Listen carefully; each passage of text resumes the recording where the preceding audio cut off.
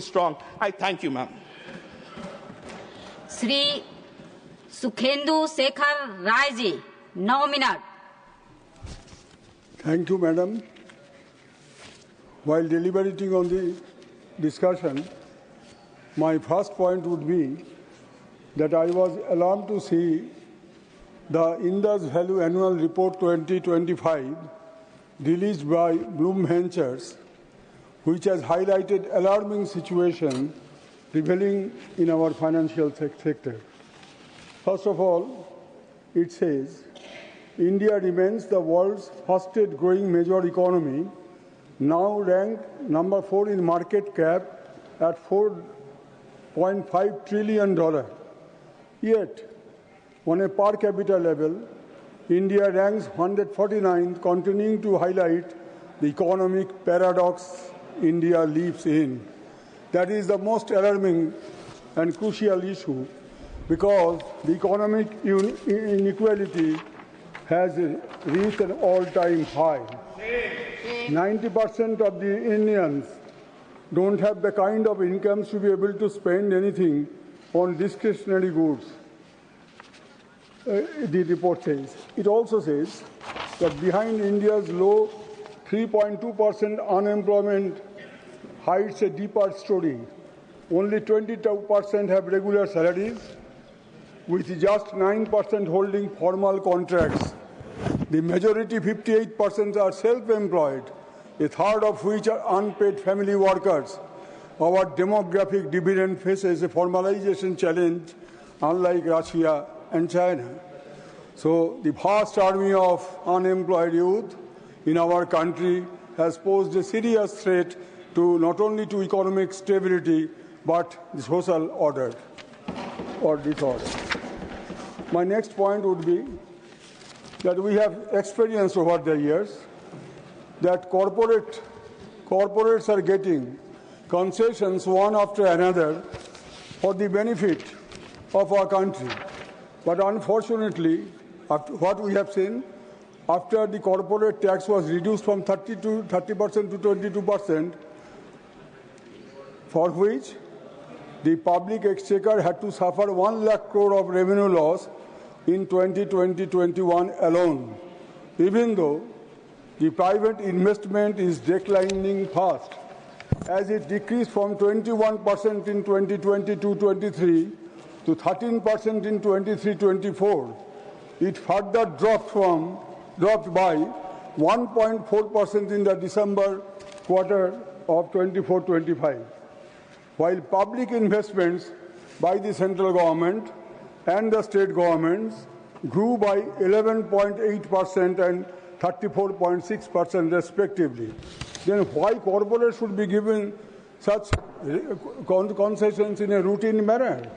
Let the present rate of 22% of corporate tax be enhanced to 30% to keep balance in revenue generation between the governments, both at the center and the state, and the corporates. Now the income tax disparity, as it appears again from Indus Valley report of the Bloom Ventures. India is deepening rather than widening, it says. While return filers grew to 75 million, actual taxpayers fell to 28 million, just 2% of population versus 10% in China, 43% in the US. So in our country, only 2% pay the taxes. Those few taxpayers now shoulder a 3 times higher burden than a decade ago, showing concentration, not expansion of economic power. This is another cause of concern for our economic and social tension.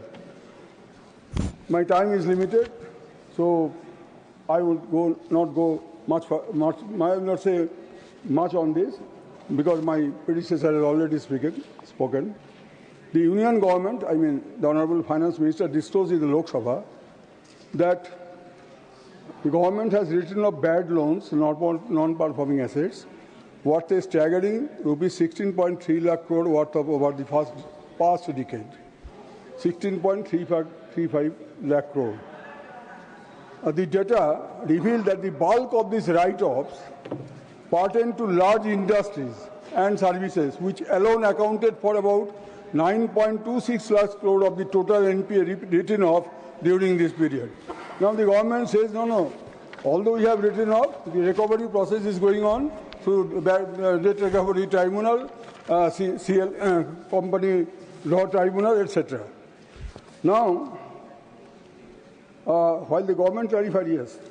Now the Honorable Finance Minister also pointed out that Reserve Bank does not maintain a company-wise list of written off loans, and the disclosure of borrower-specific information is restricted under Section 45E of the RBI Act 1934.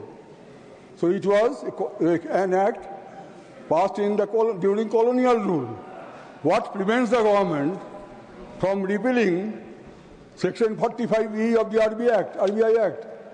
Government has repealed so many colonial acts, archaic acts, maybe more than 1,000 or 2,000, I don't remember.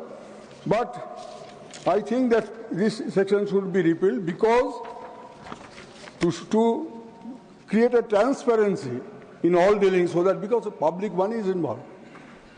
We have seen in which way the fraudsters are eating up the public money of particularly of the nationalized banks, not to speak of the other scheduled banks.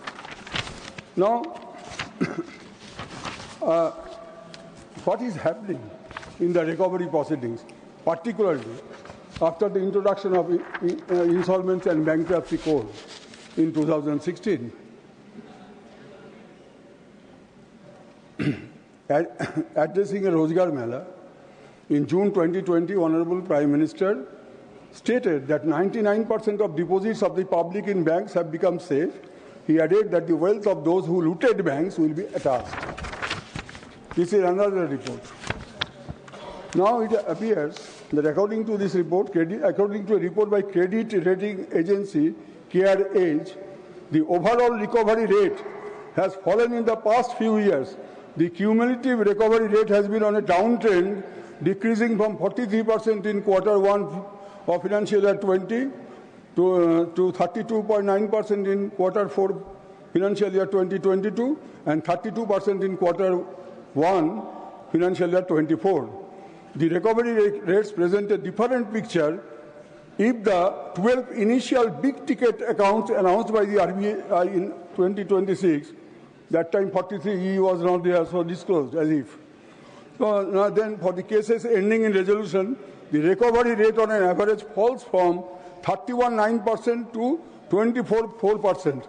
Haircuts in CIRP under IBC is so high that it goes from 36 to 91 haircut, 91%.